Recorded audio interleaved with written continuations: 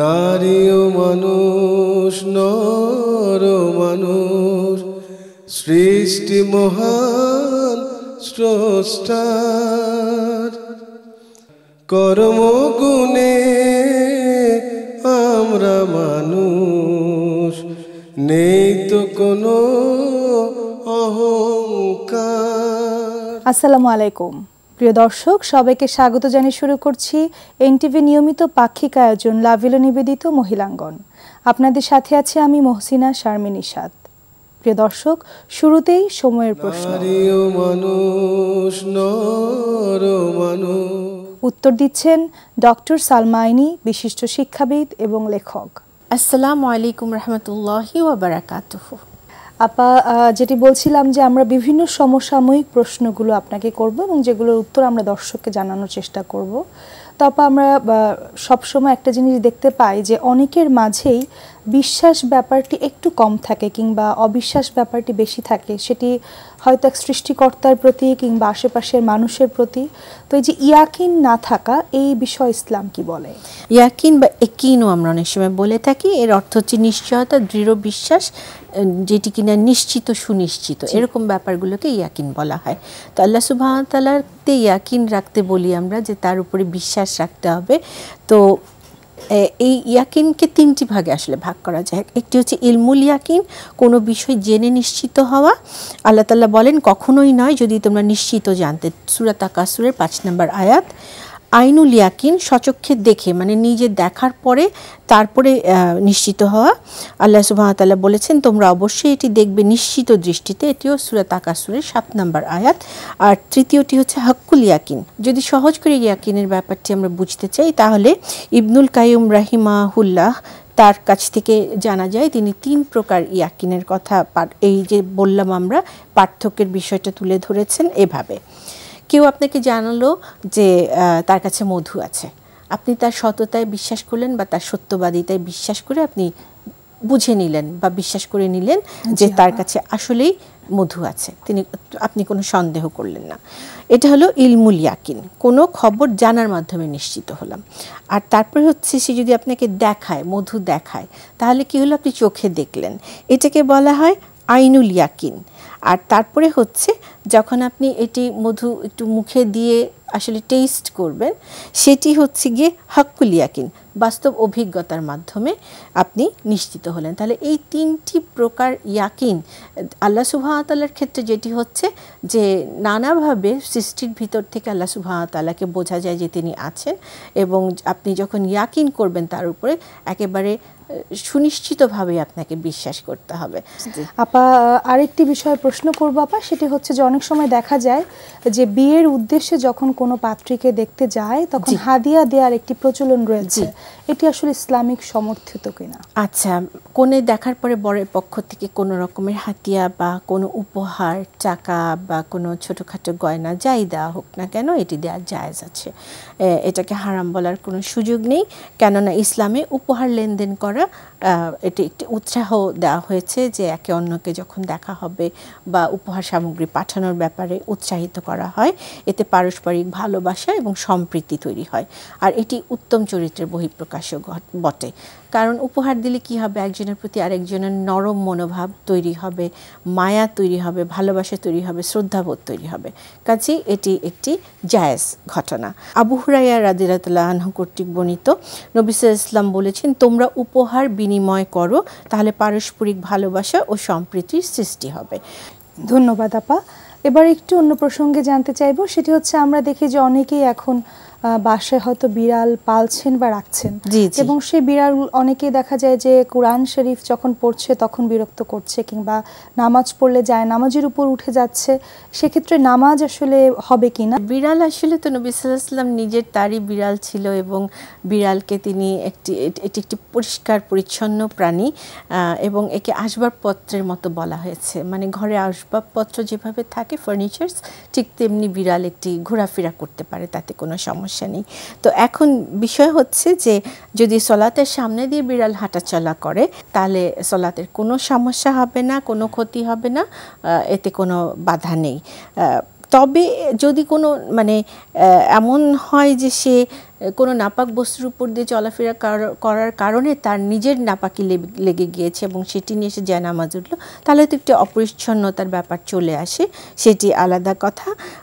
কারণ জায়নামাজে যদি নাপাকি লেগে যায় তাহলে জায়নামাজ নাপাক হয়ে যাওয়ার সম্ভাবনা আছে। সুতরাং এই বিষয়ে সতর্কতা আমাদের রাখতে হবে।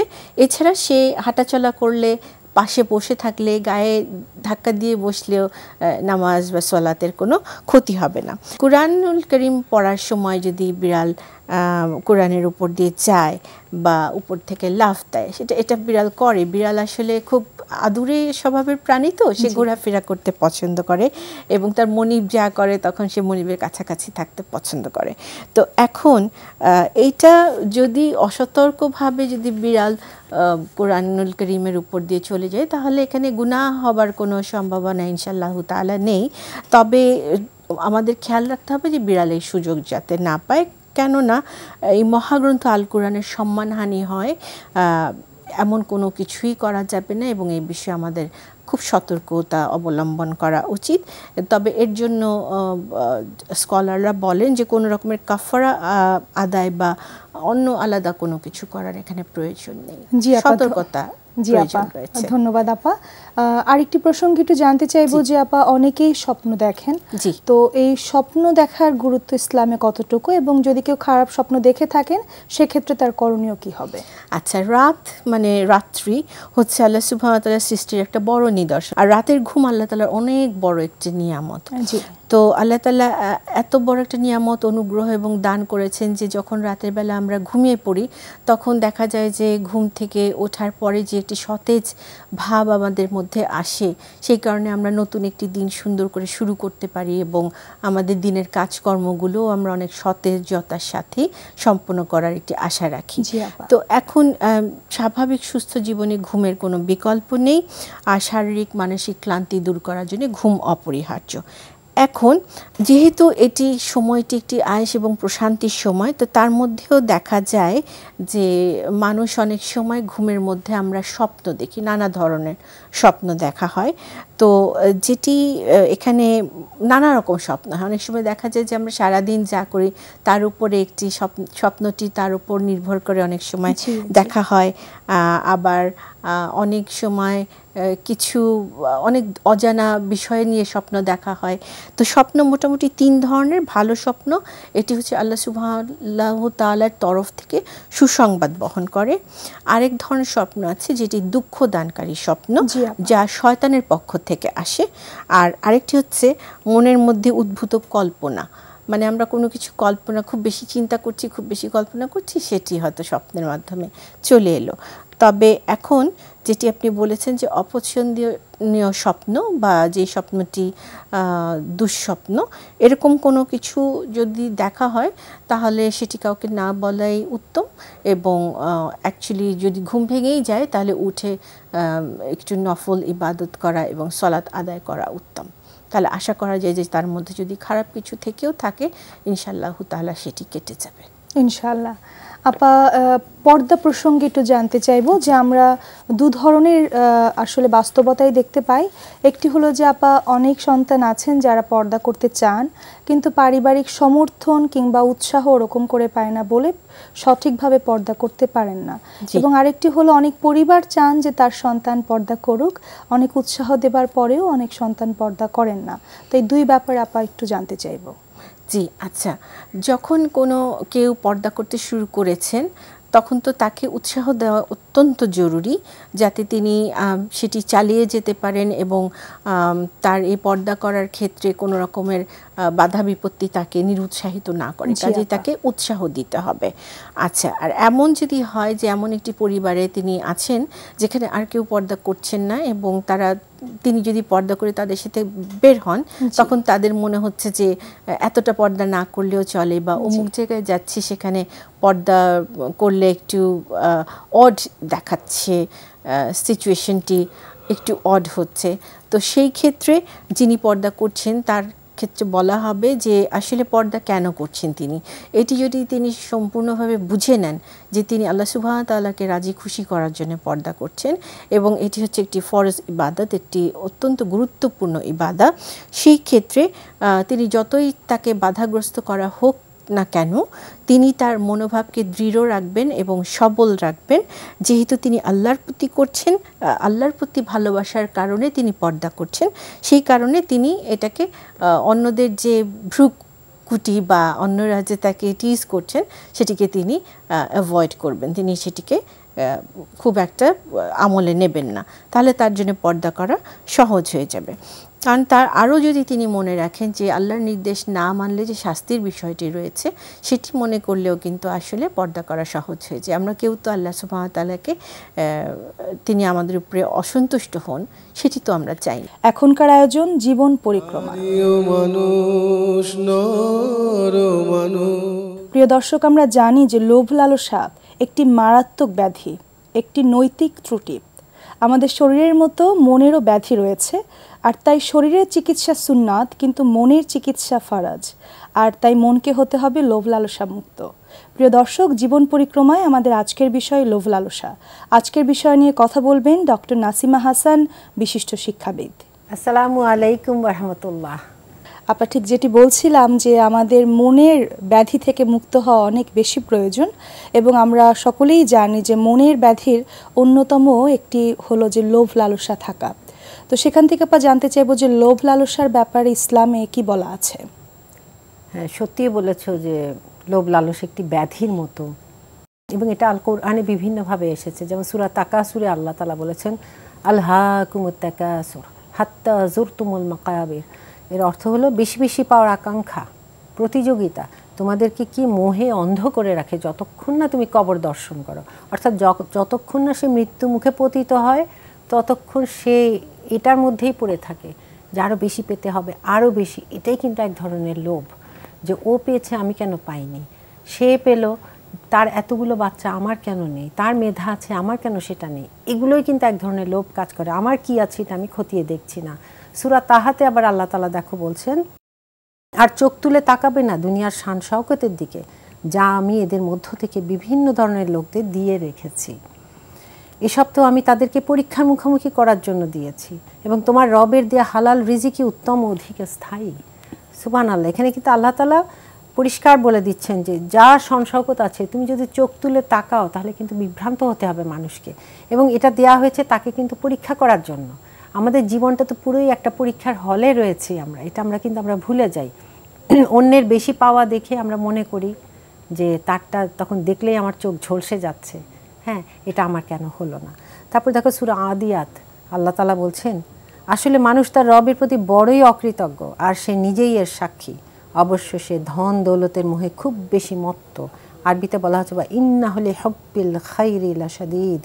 তারপর কি বলা হচ্ছে দেখো, তবে কি সে জানে না সেই সময়ের কথা যখন কবরের মধ্যে যা কিছু দাফন করা আছে সব বের হয়ে আসবে, আর কি হবে, আর বুকের মধ্যে যা কিছু আছে সব বের করে এনে যাচাই করা হবে, আমার মনে কি কি আছে সব দেখানো হবে। এবং বলাই হচ্ছে যে আমি তো খুব বেশি মত্ত হয়ে আছি ধন দৌলতের ভালোবাসায়। ধন দৌলতের ভালোবাসায় মত্ত হওয়াটাই এক ধরনের লোভ, এবং এই ধন দৌলত যে কোথায় নিয়ে যায় মানুষকে যখন এটা লোভে পতিত হয়। ধন দৌলত কিন্তু থাকা ভালো যদি সে সেটাকে অপব্যয় না করে, অপচয় না করে, এবং এটা দিয়ে অবশ্যই তার যাকাত দেয় এবং গরিব দুঃখীকে দেখে।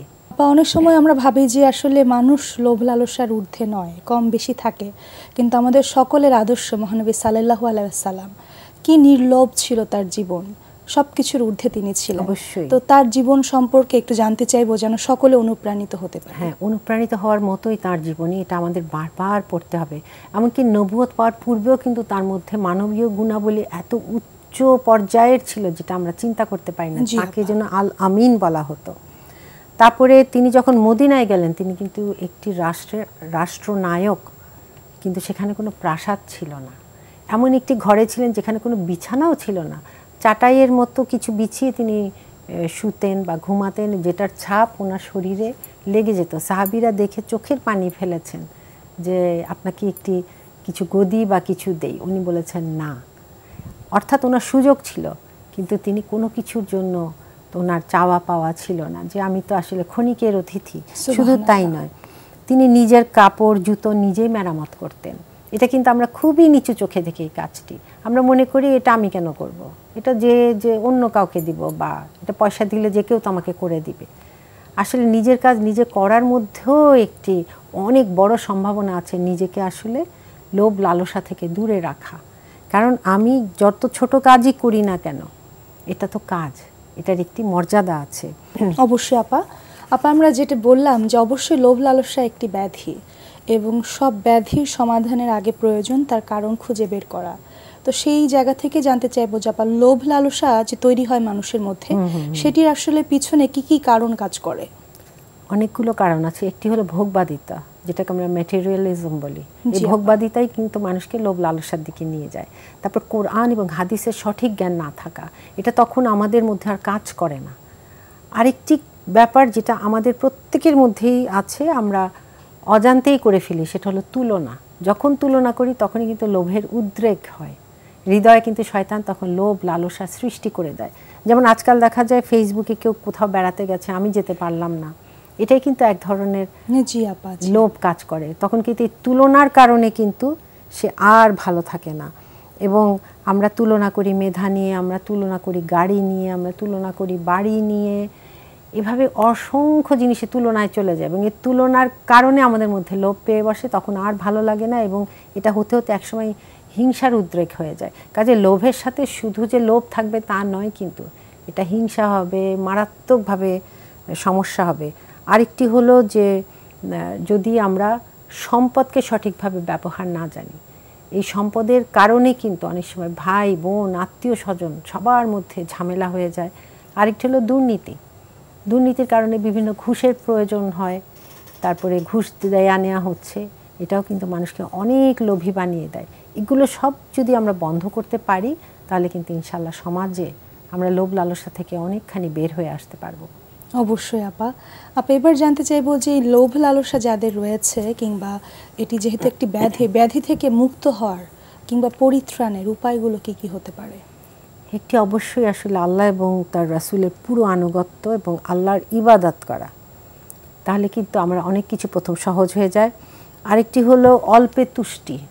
আমি অল্পে যদি তুষ্ট থাকি, তাহলে কিন্তু আমার হৃদয়টা সন্তুষ্ট থাকবে। একটি হাদিসে আছে আল্লাহর রাসূল সাল্লাল্লাহু আলাইহি ওয়াসাল্লাম বলেছেন যে সেই প্রকৃত ধনী নয়, বরং সেই প্রকৃত ধনী যার অন্তরটা ধনী। হ্যাঁ, এবং ইংরেজিটা এইভাবে ট্রান্সলেট করেছে, wealth does not come from abundance of goods but from a contented heart. তো এইরকম যদি একটি হৃদয় তৈরি করতে পারি যেটা সন্তুষ্ট, তাহলে সেখানে তো লোভের জায়গা থাকবে না। এবং আমাদের আরেকটি জিনিস শিখতে হবে যে দান করা মানুষকে, জাকাত এবং সাথে সাথে অন্যান্য দানও, এটা কিন্তু মানুষের ভিতরে লোভ লালসাকে নষ্ট করে দেয়, অর্থাৎ উত্তরণ ঘটে তার। কারণ তখন সে মন থেকে দিতে হবে। কারণ আমরা জানি যে নিয়তের পরিশুদ্ধতা বিরাট জিনিস ইসলামে। সমাজ কল্যাণমূলক কাজ, সমাজ সেবা, মানুষের সেবা, এগুলোও কিন্তু মানুষের লোভ লালসা থেকে মুক্তি ঘটায়। আরেকটা জিনিস বুঝতে হবে, আল্লাহ তাআলা আমাদের চারপাশে যে আত্মীয় স্বজন মানুষজন দিয়েছেন, তাদেরকে কি করব? তাদেরকে আমরা ভালোবাসবো আর বস্তুকে ব্যবহার করব। উল্টোটা যেন না হয় যে আমরা আত্মীয় স্বজন মানুষকে ব্যবহার করব আর বস্তুকে ভালোবাসবো। জি আপা, ঠিক এটা যদি আমরা শিখতে পারি মুসলিম হিসাবে, তাহলে কিন্তু আমাদের জীবনটা একদম পাল্টে যাবে। আমরা কিন্তু যখনই লোভ লালসায় পড়ে যাই, তখন আমরা মানুষকে ব্যবহার করি, এবং এটাকে বলে অপব্যবহার। হ্যাঁ, নানানভাবে আমার লোভের জন্য তাকে ব্যবহার করছি, যেটা নাকি আল্লাহ তাআলা আমাকে দিয়েছেন সুসম্পর্ক করার জন্য। তা আমরা আসলে এইভাবে যদি চেষ্টা করি, তাহলে নিশ্চয়ই লোভ লালসা থেকে আমরা মুক্ত পাবো। এবং ওই আয়াতটা মনে করা, যেটা আলহাকুমুত তাকাসুর হাত্তা যুরতুমুল মাকাবির, শুরুতে যেটা বলেছি যে বেশি বেশি পাওয়ার আকাঙ্ক্ষা তো শেষ পর্যন্ত ওই কবর পর্যন্ত যেতে যেতেই আমার সময় শেষ হয়ে যাবে, তাই না? এবং এখানে আরেকটা আয়াত মহান আল্লাহ তাআলা বলেছেন যে প্রাচুর্যের প্রতিযোগিতা তোমাকে যতক্ষণ আচ্ছন্ন করে রাখে, যতক্ষণ না পর্যন্ত তোমাকে কবরে রাখা হয়। এই যে এটাই তো আলহাকুমুত তাকাসুর। আর আরেকটি আছে হাদিস, এটাও যদি মানুষ মনে করে তাহলে বুঝবে যে আদম সন্তানকে যদি এক উহুদ পরিমাণও স্বর্ণ দেয়া হয়, তারপরেও সে আরেকটি জন্য আকাঙ্ক্ষা করবে। কাজে আমাদের আকাঙ্ক্ষার কিন্তু শেষ নেই। হ্যাঁ, যেমন ওই যে বলা হলো যে আদম সন্তান বলবে আমার মাল আমার মাল, কিন্তু তার মুখ মাটি ছাড়া আর কিছু দিয়ে ভরবে না। অর্থাৎ যখন মাটি চাপা দেওয়া হবে তখনই এটা শেষ হবে, তার এই লোভ লালসার দৌড়।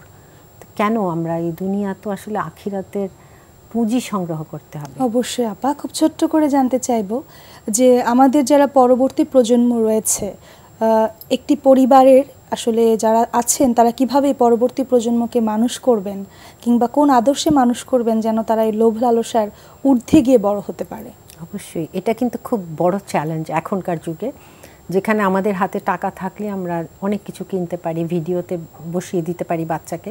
তা আমি বলবো কি একদম ছোট থেকে অভ্যাস করুন, এটা আমারকে কেউ ভুল বুঝবেন না, যে ছোট থেকে অভ্যাস করুন বাচ্চা যা চায় তাই দিবেন না, যা চায় তাই দিবেন না, দামি দামি খেলনা না, বরং বাবা মার সাথে কোয়ালিটি টাইম কাটানোই তার সবচেয়ে বড় আসলে প্রয়োজন, তার বিকশিত হওয়ার জন্য, তার সমস্ত ভালো গুণগুলো বিকশিত হওয়ার জন্য। এবং লোভ লালসা থেকে বের হয়ে আসতে থাকলে তাকে সমাজে তার আত্মীয় স্বজন এবং দুস্থ যারা তাদেরকেও দেখাতে হবে, এবং সে দেখতে হবে, তাকে দিতে শেখাতে হবে, হ্যাঁ, শেয়ার করা। এগুলো যখন করবে তার মধ্যে কিন্তু নির্লোভ যে একটি ভাব ওটা সৃষ্টি হবে ইনশাআল্লাহ। এবং অবশ্যই নিজেরাও আমাদের কিন্তু দৃষ্টান্ত হতে হবে। আমি বাচ্চাকে শেখাচ্ছি আর আমি নিজে সেরকম নই, এটা যেন না হয়। কাজে আমরা এইভাবে যদি চলি ইনশাআল্লাহ বাচ্চাদেরকে নির্লোভ হিসাবে গড়ে তুলতে পারবো। জি আপা, আপনাকে অনেক ধন্যবাদ এত সুন্দর আলোচনার জন্য। মহান আল্লাহ তাআলা আমাদেরকে কবুল করুন এবং নির্লোভ হিসেবে নিজেদেরকে তৈরি করবার তৌফিক দান করুন। আপনাকে ধন্যবাদ আপা। প্রিয় দর্শক, আপনারা এনটিভির লাভেলো নিবেদিত মহিলাঙ্গন পৃথিবীর যে কোনো প্রান্ত থেকে আবারও দেখতে চাইলে ভিজিট করুন এনটিভির ওয়েবসাইটে www.ntvbd.com। এছাড়াও আপনারা ভিজিট করতে পারেন এনটিভির ভেরিফাইড ফেসবুক পেজ এবং ইউটিউব চ্যানেলটিও। প্রিয় দর্শক, আপনারা আপনাদের মতামত, অভিমত কিংবা পরামর্শ আমাদেরকে জানাতে পারেন এই ঠিকানায়। পরিচালক মহিলাঙ্গন, এনটিভি, বিএসইসি ভবন, 102 কাজী নজরুল ইসলাম এভিনিউ, কারওয়ান বাজার, ঢাকা 1215। প্রিয় দর্শক, আজকের মতো বিদায় নিচ্ছি। মহান আল্লাহ তাআলা আমাদেরকে সুস্থ রাখুন, সুন্দর রাখুন। আল্লাহ হাফেজ। সৃষ্টি মহান স্রষ্টার কর্মগুণে আমরা মানুষ, নেই তো কোনো অহংকার।